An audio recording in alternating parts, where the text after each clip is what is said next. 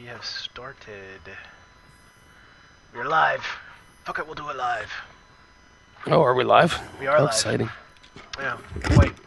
But, well, anyways, today, folks, there was at PAX East, Blizzard announced the next adventure pack that's coming for Hearthstone, or Hearthstone, rather. Sorry.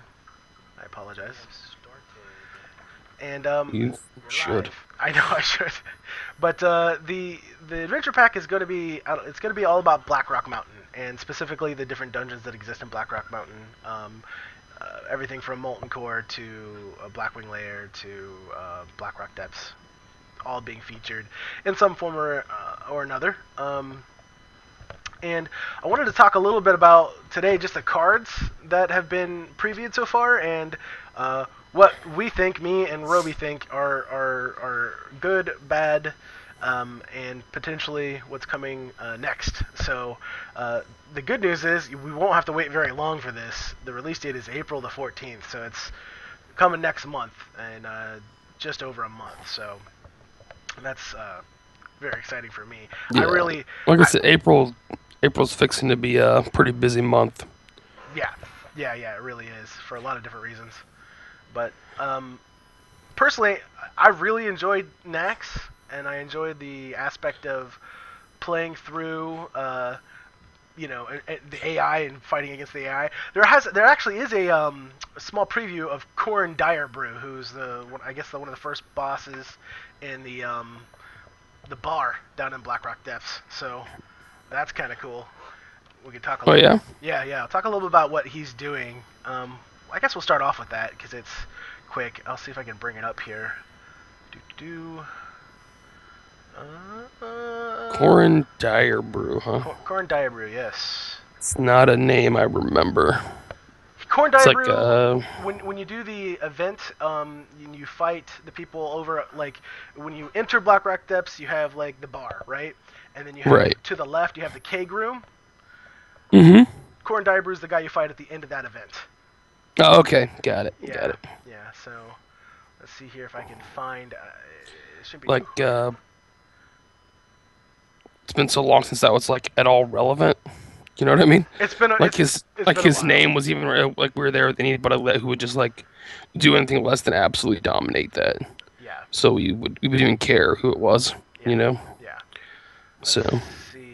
I'm not finding it right now, but I know a lot of his deck is based on like he has his zero cost like ability. Is it based on being an a-hole like most of the decks in Naxxramas were based around? Yeah, in a big way. He basically he gets to put out a minion from both of your decks. Okay, he uses the ability and it brings out a minion from each of your decks. His deck Okay. is just chocked full of legendaries and nasty mobs. So that makes it pretty difficult. The good news is you get a mob too. However, the heroic version of him, he will poop out two of his creatures, and you only get one. Oh, that seems fair. Yeah, super fair. Now, Right. See, this is my issue with the way they design some of this stuff. Is like, how is that really like fair? You know what I mean? Or challenging? well, it's challenging. I'm not sure Well, if I would call it fair. It's not. It's not challenging if it's not beatable. You know what I mean? Or if you have to win by mostly luck. Yeah, well, you're not entirely wrong. It's definitely one of the it may or may not be mostly luck. We'll have to see. Like, there's a number of bosses out of Nax. I'm not going to lie, which I just won by luck, pure, unadulterated luck. Right. Now, I could probably take the cards that we've received in GVG and go in there and probably raffle stomp a lot of it now. Right. But at the time, Well, and there's always going to be that element of luck in these card type games anyway. yeah, that exists. But I enjoyed it. I actually really did enjoy it. I thought the adventure packs were fantastic. I don't know. I really enjoyed them. It certainly gave you something to try and think about, like how you can counter their overpowered strategy. Right. You know Well, what I mean? and it took a lot of iteration and time, and I think for me the most fun for any collectible card game is thinking of the combinations and then sitting down and putting it together, and then immediately testing it. That's actually one of the things I do like about Hearthstone over, let's say, Magic the Gathering, is that the moment I come up with the deck, I can go test it immediately instead of having to wait for friends to gather. That's Right. you know silver Well, you could lining. play you could play Magic online, I suppose, That's true, and I know a lot of people and who get the do that. same basic effect. But Yeah, yeah, yeah. That's true. Uh, some part of me hates buying Magic cards that aren't real. well, and that's really my biggest issue with that particular strategy is that if you're going to test a deck online, you end up having to buy the cards twice. Right. That's just well, it's kind of hard to do. If there was a way that you could like scan your real card library into the game, that would be fantastic. Yeah. I mean, they're still making money, right? Yep. So Well, and I think there are some places where you can like sort of play test. You know what I mean? yeah, yeah, But it's harder to do. it I is. know there's some like deck building websites out there that you can draw hands anyway. So theoretically, you could draw a hand, I could draw a hand, you know, and we could play test that way, but it's not really quite the same. No, not nearly.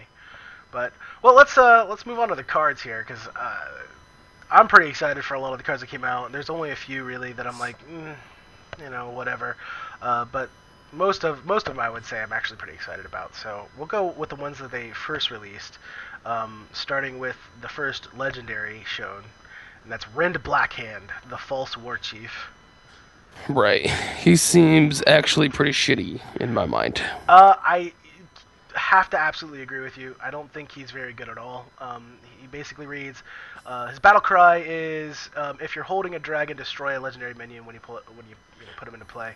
His cost is 7, and his stats 8 attack, 4 health.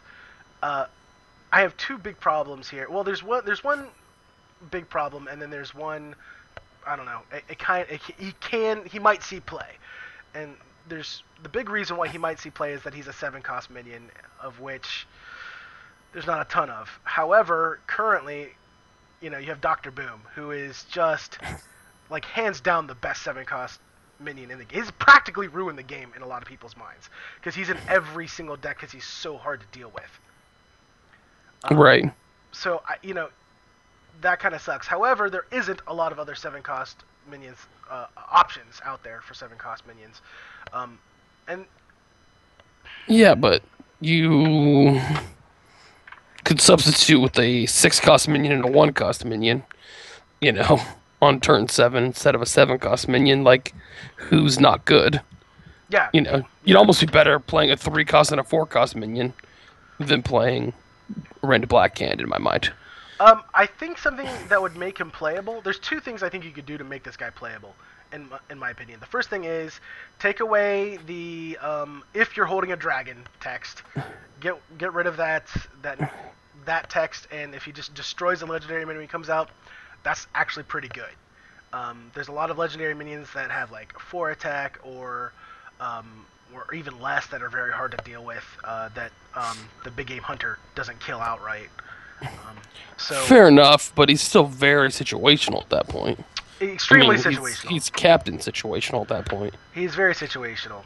But Because if your opponent's just kicking the shit out of you with a bunch of non-legendary minions, then he's absolutely of no value or help to you, really. oh, and even less so in the sense that he's 7 cost for an 8/4. 8/4 gets Right. killed by so many things. It just removes Yeah. very easily. I think that would make him absolutely playable is if he was a 4/8. That would make him, I think, pretty good at that point. Worth having in the deck anyways.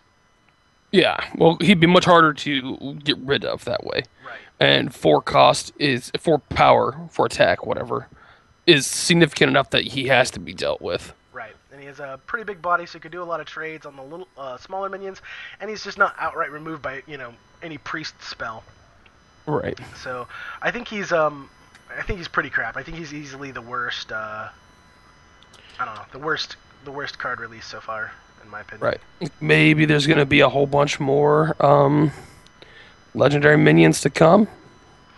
Well, there's supposed to be a total of 31 cards. I think 18 of which are class cards because it's two per class, which Right. is its own, you know, I don't know, interesting way of, I guess, of fortifying the idea that these are separate classes. They work differently and just kind of preserving the. Right, because for the most part, other than your abilities, they tend to use a lot more of the anyone can use cards, in my experience, Yeah, than they do the pretty specific cards or paladin specific cards. A lot yeah. of them do anyway. Yeah, a lot lately, and that's because with Nax you had Death Rattle, which was the universal sort of. A lot of the neutral cards had Death Rattle or in some way synergized with Death Rattle, and so you had a Right. lot of Death Rattle decks that popped up. And in GVG it's all about mechs, and you had a lot of different mech decks pop up. And I think with this one they're trying to not make dragons the staple, but make the classes the staple with dragons kind of thrown in as flavor rather than just dominating what's going to be the new meta. Right. But anyway, Which so makes sense. yeah, so as far as the number of cards we're getting 18 class cards. I think somebody had mathed out we're looking at 6 legendaries. I think it was. Yeah. Okay. And then 7. I think it was. Am I doing the math right here? So 23, 7. So it'd be 8. I guess new neutral cards, of which we've already seen 4. So we're looking at like 4 more neutral cards to be, or no, 3. I'm sorry. So yeah, we're looking at 4 to 5 new neutral cards to be released. It looks like so. Right. Anyways, but the next neutral card to come out is the Grim Patron that we're looking at here. Now, Yes. I have mixed feelings on this card Okay. because obviously a 3/3 body for 5 is pretty crap. Yes. And the real We could agree on that. the real issue here is that if you're going to play him, you're gonna have to play him in a combo. Otherwise, he's gonna die for free, and because 3 is nothing. Right. He's gonna die for Three's free. not a big deal. Yeah, Right. and he's not gonna He's not trigger. even a good. He's not even a good trade. No, he's not. He's not, and his ability's not gonna trigger because he has to survive the damage before summoning another Grim Patron. Now, if you have a decent combo, you can flood the board with these guys pretty quickly, and Yeah, I would think like in a warrior deck, it could get pretty sick pretty quick yeah, it could, because he's going to summon another Grim Patron, which has the same ability, right? yeah, exactly. So you like bash him or whatever, and he's got a friend, and then you whirlwind, and now you've got 2 Grim Patrons to summon 2 more Grim Patrons. You know, Yeah. you So, could fill the board up in a hurry. I think you'd fill the board up with these guys pretty quickly, and that in and of itself will But- cause. Oh, go ahead. He seems like he might as well, in reality, be a warrior card. Well, I think there are other options with priest and paladin actually, and that's mainly because with priest you can actually potentially get ridiculous draw off of him. You have him, you have your your 1-cost priest girl whose name I literally slips my mind right now. I'm not sure how that's possible, but It's the Northshire cleric that you're yes, talking about. yes, the Northshire cleric. You have the Northshire Hate cleric. that cunt. You have her out, you have him out, and then a pyromancer, and you could potentially get like 2 or 3 of these guys on board, and then throw a circle of healing, which will like Right. produce 2 or 3 more of those guys and give you a ton of card draw. Perhaps too much even, but you Yeah. gotta be You'd careful. right, you'd be getting yourself into some trouble at that point. Yeah, you gotta be a little careful with it, but the combo's there. But I agree with you. It's mostly the card Yeah, doesn't but I mean seem that's to fit. that's even more cards to have to all draw at the same time, than a warrior would to get any use out of them. Yeah, yeah, it really is. It's And well, it's no, people aren't going to want to keep your pyromancer out on the board if they can possibly avoid doing so.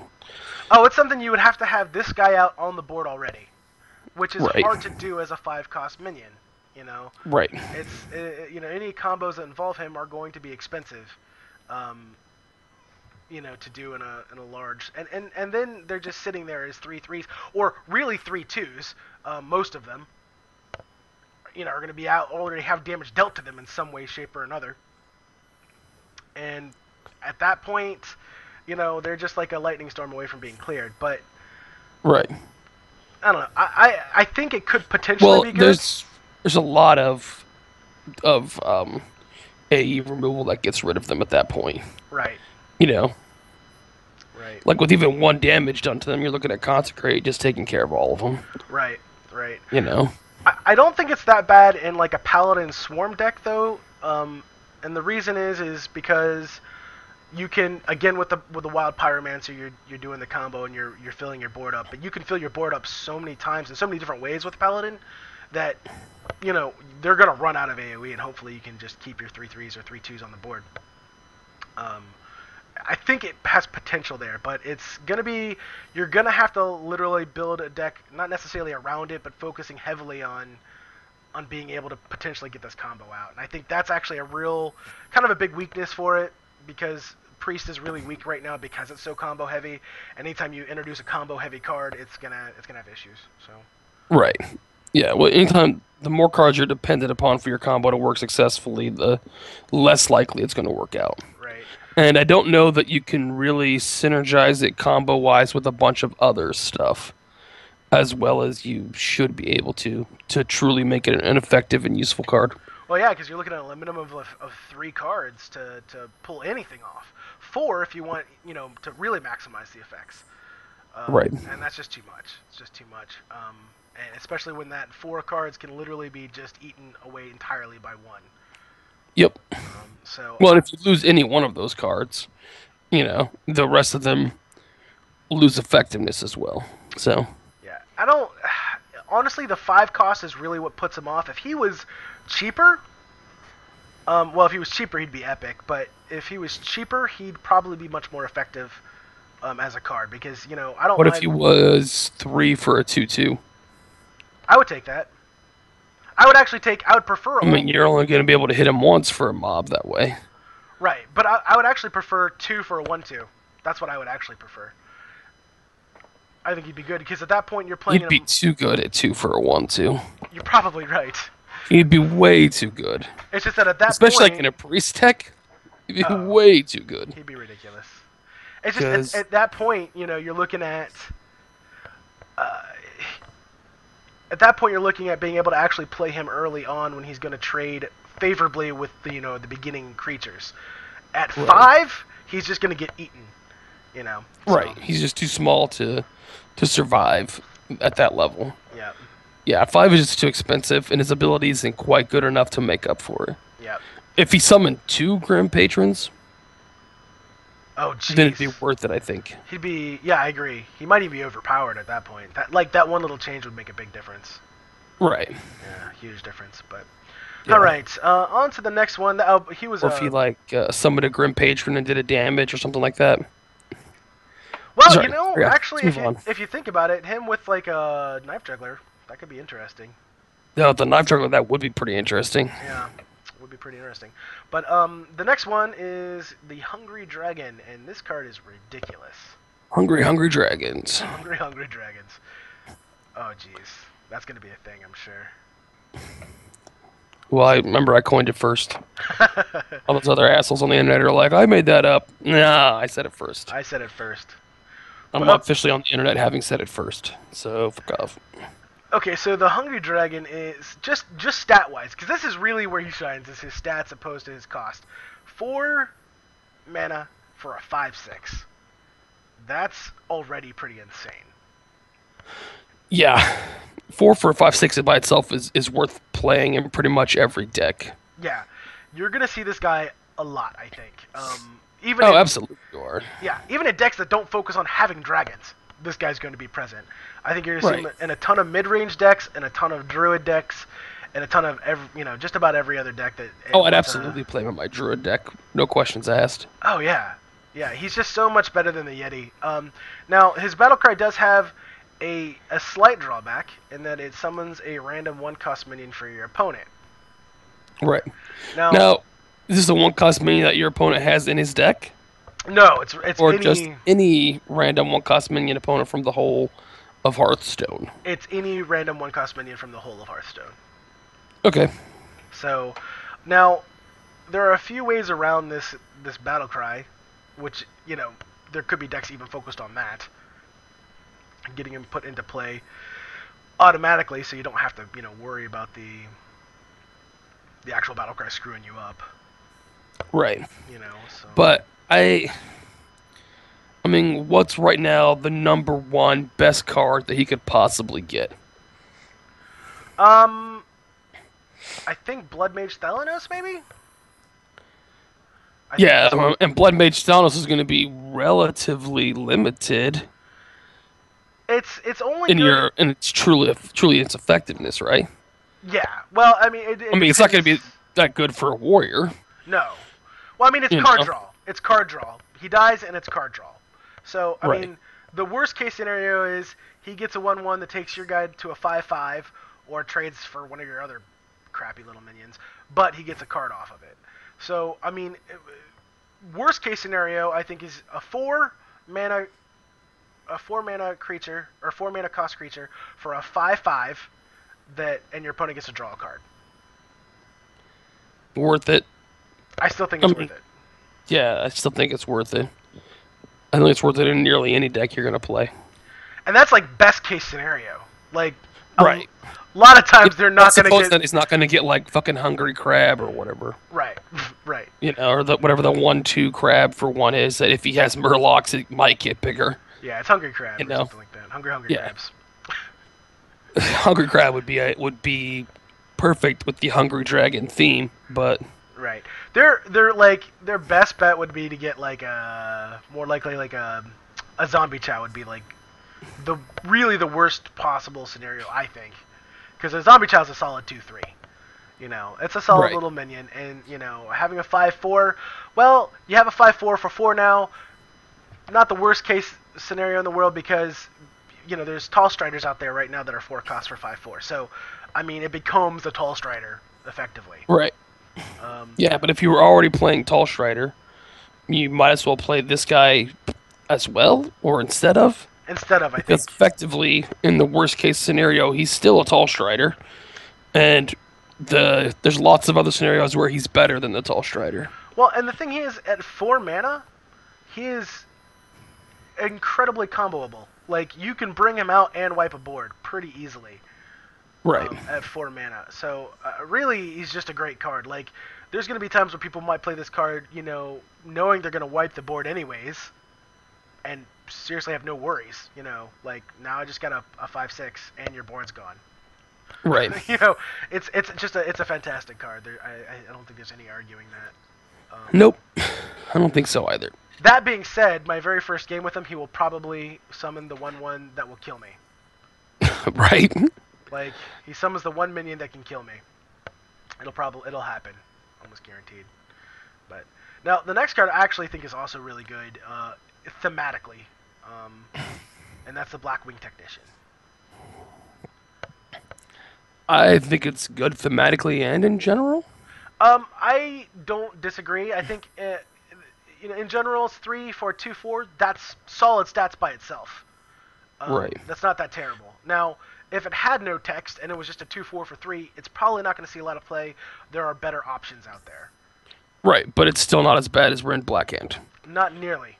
Even if it had no text, it's still not as bad as Ren Blackhand. Not nearly. But with text, if you're holding a dragon, game +1/+1, a 3/5 for 3, that's game changing. That's good. Yeah, that's pretty big. Yeah, that's a solid card at that point. I think this will probably see play in any. I think you're going to see it in any dragon deck. It's going to exist. Yeah. Dragons are pretty expensive, so you're going to be holding on to them. Right. And it seems like there's going to be a lot of them, so chances of you having one in your hand are pretty good. Yeah. Besides, you can play Blackwing Technician, the next turn play Hungry Dragon. Good to go. Hungry Dragon. Yeah, that's exactly that's exactly what like it fits on curve with the Hungry Dragon, like amazingly well. So yeah, I think you'll be seeing a lot of that, but it's pretty basic, not too much to talk about there. um, Now this next one, it's the Dark Iron Skulker. It's a rogue card, and Yeah. its battle cry is deal 2 damage to all undamaged enemy minions. A lot of people do not like this card. Strangely enough, I think it's great. I don't. I don't see what's not. Why do they not like it? Well, the way I think a lot of people are viewing it is that Rogue already has pretty solid removal. But the way I see this is that like you can forego some of the like combo removal that Rogues sort of really just a lot of their decks are just sort of based around, and put this guy in instead. And now you're looking at a fairly solid tempo swing and having a 4/3 body, and killing either most or all of their board. Right. It's basically comes out and it backstabs all of their minions for immediately. So that's really pretty good. Like, even if they have good removal, I don't know that that's a good reason to not have more removal. Right. Or to dislike when they give you more removal. Like, are they? I suppose they could be upset because that means they're not getting something else that they think they deserve or that they think they want. But I think it's what rogues do. Yeah, and 5 mana is I think acceptable for the fact that he's a 4/3 body. That sucks, but his battle cry is really good. I think. A lot of people. I think a lot of people. I guess situational in some ways, and that like there's also a chance that he's not going to have a lot of undamaged minions out there. You know what I mean? Yeah. But everything is situational. If you look at it like that, I can always come up with a situation where any card sucked. Situationally. Right. Yeah. Well, I think a lot of people are also looking at this through the lens of the current meta, and I think that's a mistake. Like, you don't look at a new adventure pack and go, "Oh, this doesn't fit in the meta at all. Let's get rid of it." You look at it and go, "How could this change the meta? Where can this go? Or how is this going to change the meta?" Yeah. Because the meta is going to change because there's new cards available. Right. So somebody's going to put together something that people haven't seen before because that's how these things work. And they're going to come along and kill the crap out of a whole bunch of people in some tournament somewhere. and then all of a sudden this guy's going to be the greatest thing there ever was. Right. It happens all the time in these sorts of games. It's the nature of the business. Well, and this card right now really messes up the this face hunter or mech mage or this meta that currently exists that like relies on a lot of smaller creatures. I think this really screws it up. I think this can Right. And and here's the thing, one of these guys in the deck is good. I don't foresee putting 2 in necessarily, but having 1 I think is really strong, and I think is worth having. I'd maybe take out one of the Blade Flurry. Well, Blade Flurry is really good. You don't want to do that, but maybe take out a Backstab. Right. And just put this guy in instead. But anyways, a lot of people don't like it also because it doesn't synergize well with Backstab. I'm like, well, they're not wrong about that, I suppose. They're not. Then I'm like, well, you're not wrong. You can only play one of them. But the hope is that like Backstab doesn't synergize well with itself. So right, this is true. I mean, whatever. I mean, normally you play this and something else, but Backstab is 0 and it combos well. So this is sort of like, I think it's a pretty decent card. I think it has a spot in the rogue deck or in the rogue class because rogues don't have anything like this at the moment. So I think this will probably, I hope anyways, bring along some different kind of rogue decks that we haven't really seen before. That's what I'm hoping. But they have a deck already that they like. They don't want to change. Well, why should they have to change? Adapt or die. Adapt or die. Okay, now that was like what they first released at PAX East was those five, and they just recently released two more, and I think both of these cards are ridiculous. We'll start with the Shaman one, I think, and it is Lava Shock. Lava Shock is absolutely fucking ridiculous. I don't know where the debate comes in this, but there is a debate that exists online, and again, you Oh, know, what? How? What are they debating? well, what? Is there other people who are just not using the overload spells? Well, that's exactly what they're debating. Is that the current Shaman meta doesn't have a lot of overload spells? I'm like, well, now it can. Now it can, right? It doesn't Like, happen because the cost is prohibitive. It slows you down too much. Now you can put them in there because the cost is no longer prohibitive. this is a phenomenal card, and I don't think Right. it's just so This card's good. going to change the shaman meta a lot, and if you don't think so, you're probably retarded. It's good. Like, okay, here's some clarification on the card. Just so I don't know if you know this yet or not, but if I decide I'm going to play Doomhammer this turn, so I have an overload of 3, and then I Lightning Storm your board. Okay, so Right. now I effectively have an overload of 5.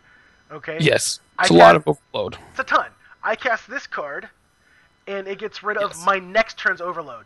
It also gets rid of your current turn's overload. So you have two Right. turns in which you can use this and basically get effectiveness out of it.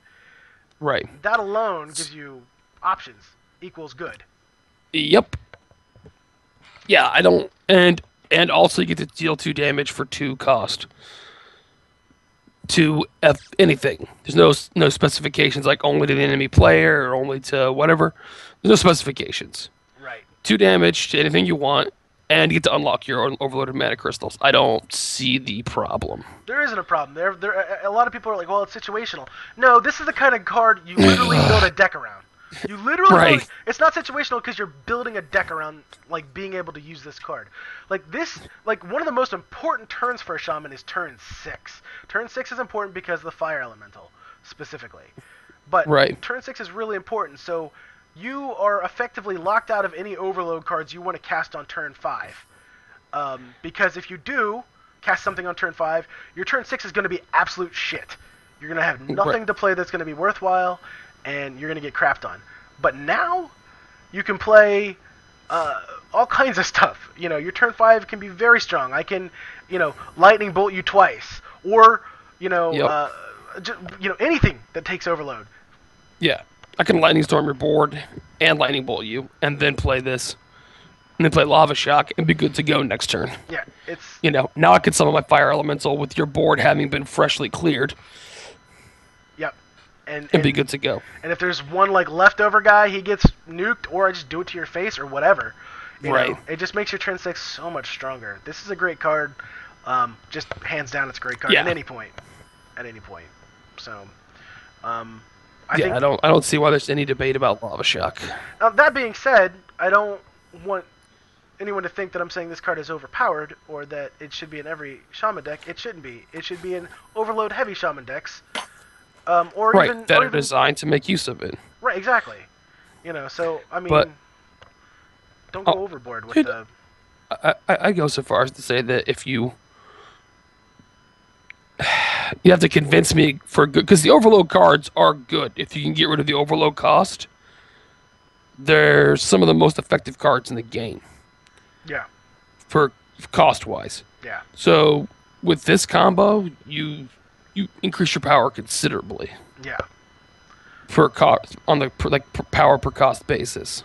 a ton. I don't see any reason why I wouldn't play it in almost any shaman deck. Yeah, it's pretty ridiculous. The only time I wouldn't play it in a shaman deck is if I'm not running overload in it. Yeah, but the only reason why I wouldn't be running overload is because it's too expensive.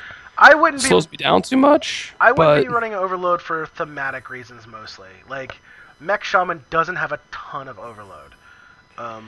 right, And that's you're filling your deck up with specific mech cards to synergize with itself. So you might be cutting out some, like you have like a Doomhammer and like 2 Crackles, and that's about it. right, That have any kind of overload. And at that point, I wouldn't put this card in that deck. right. It wouldn't be worth it at that point. Right. But if you're not playing mech shaman, you're playing just about anything else. This is going to be a great card. But all right, Fair enough.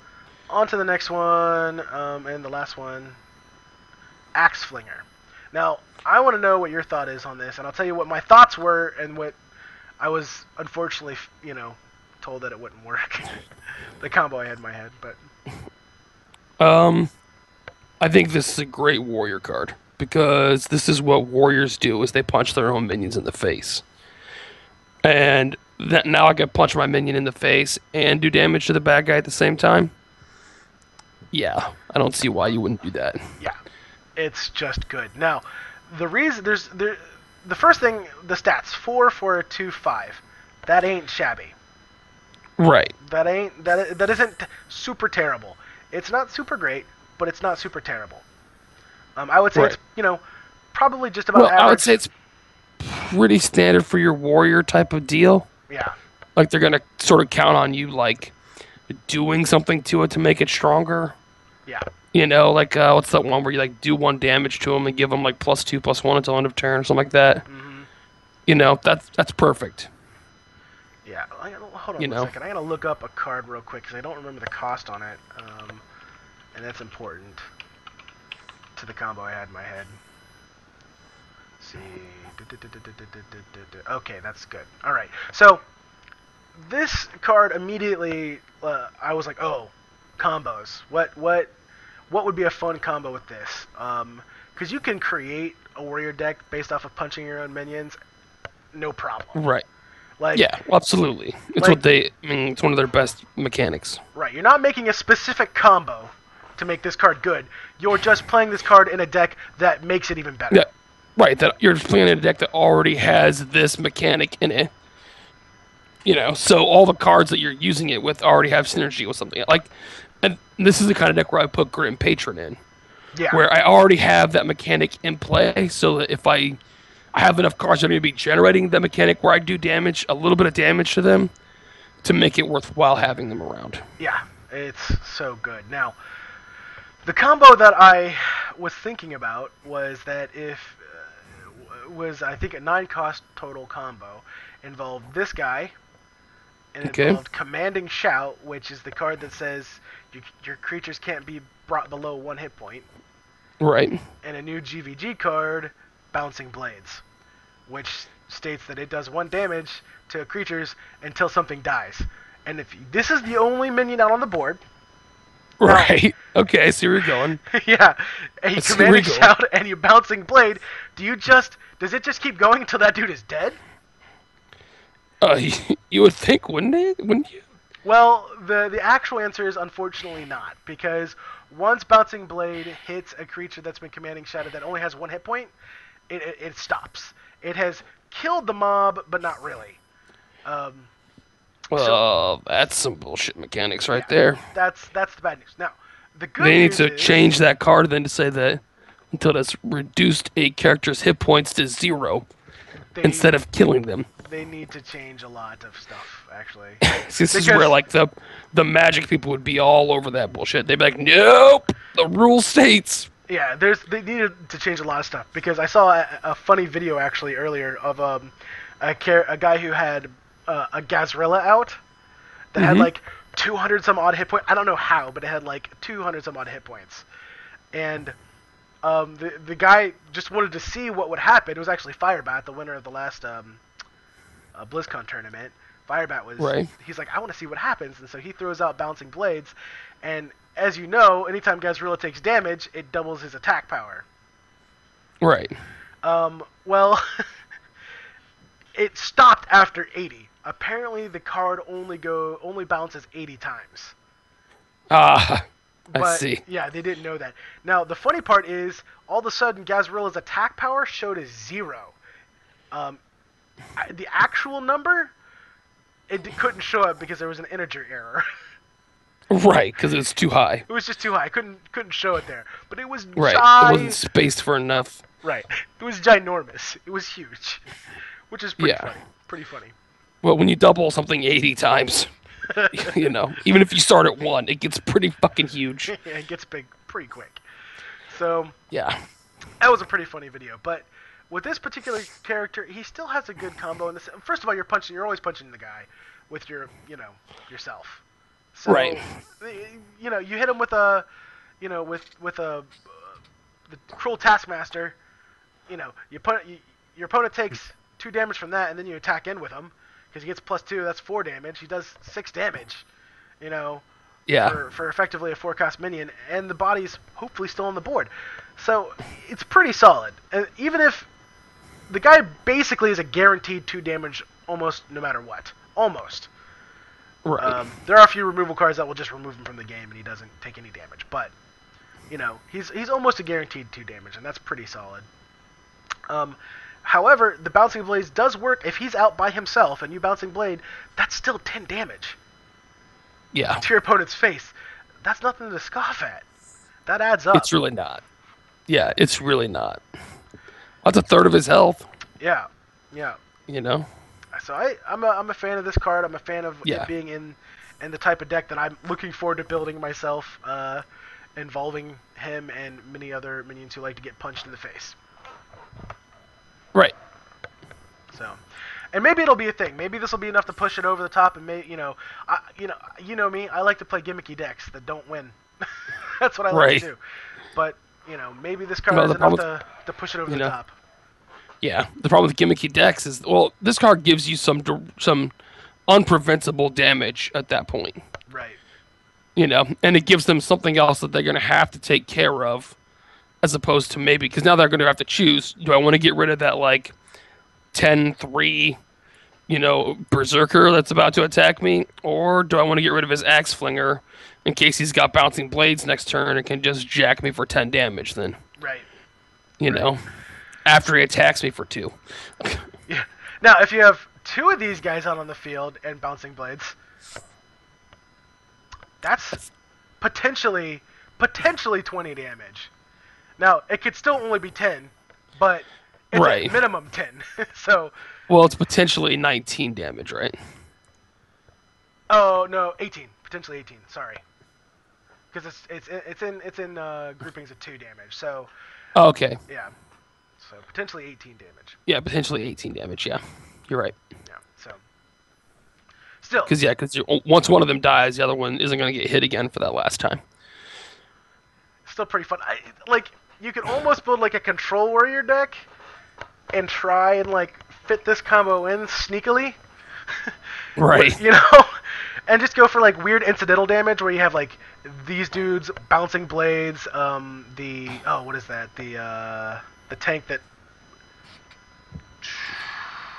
It just does random damage to things. Well, it does that. Well, it's the one that throws a mine or a bomb or something into the opponent's deck, and as soon as they draw it, they take 10 damage. Right. Just weird. And you just hope to just run him out of cards. Right. Just hope to be just keep his board clear and run him out of cards. Make him take the 10 damage from that thing. I think it'd be pretty fun. Yeah, that'd be awesome. Pretty fun, but your opponent would hate you in a hurry, but it would be funny. It's a gimmicky deck, but you know what? I think it'd be a lot of fun, and I wanna. The gimmicky decks are usually the most fun, I found. Yeah, I agree. Only when you're playing against other gimmicky decks.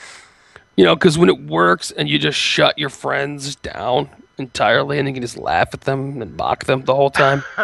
So much fun. I would like to see this game come out with an easier to do, or I shouldn't say easier, a supported arena mode for friends. That would be great. Yeah, where you could draft with just you get 5 of your 6 of your friends or whatever together, and all you draft decks and then play out. Yeah, because I mean you can kind of do that now, but it's not going to be fair unless you guys have exactly the same cards. And if all of you have all of the cards, then fantastic, you have yourself a perfect drafting group. But if you don't, then whoever has the better cards is going to have an advantage because they'll potentially draft better cards. So, right. I mean, you can kind of do it now. How do you kind of do it now? Well, when you go to make a deck, you can say suggest a card, and it'll give you 3 cards to choose from. And then you can you draft that way. Got it. Yeah. Yeah, that could essentially work. Yeah, that's what they're doing. I've seen online so far. It's kind of funny because I actually saw. I think it was one of the Kingwin tournaments I saw where they were doing that, but the guys didn't have all of the exact same cards, and so what they were allowed to do is if they got a card that they wanted, they could go create it real quick if they wanted to. So that was kind of Got funny. it. It was kind of funny because some guys were like took crap cards because they didn't want to like use the dust to make another crap card that was slightly better than the crap cards that they had other options for. So they would like, Nice. yeah, get the second to best of crap cards. Right. It was pretty interesting. I enjoyed watching it. It was actually very fun, and it featured a lot of people who aren't known as Hearthstone pros, and it showed. But it was a lot of fun because, they're making mistakes that I know I would make, and just like Right. just enjoyed watching. I actually, as much as I like watching the pros play, it becomes very formulaic after a while, and you just know Right. Because how it's gonna play out. yeah. You know, sometimes you can tell what's gonna happen when the moment you see the starting hands, but anyways. But anyhow, so that's those are the cards we have released right now. We may or may not do more of this Yep. as the new cards come out. I would like to, but the streams won't be as long, obviously. Right. But yeah, I would like to, because I'm looking forward to the legendaries. I think we're going to see a lot of like boss mobs for legendaries out of like Molten Core, and everyone's basically saying it's a given that Nefarian is going to be like the end boss and also the last card, which I would have a tendency to agree with. Um, on this very website, actually, I think in the forums, there is on Hearthstone, there is some discussion of people basically taking the trailer and then screenshotting it and then going into detail as to what they think those cards are going to be. But it's in the forums underneath Adventures. Ah. So definitely check that out if you're interested in that. It's actually pretty cool. So, all right, that was it. That's all I have. You have anything to add, Roby? Nope. Not this time. Awesome. Well, if you are watching on the YouTube channel, thank you for viewing. If you saw the live stream, which I think 2 or 3 people did, thank you for viewing. And you guys have a great day.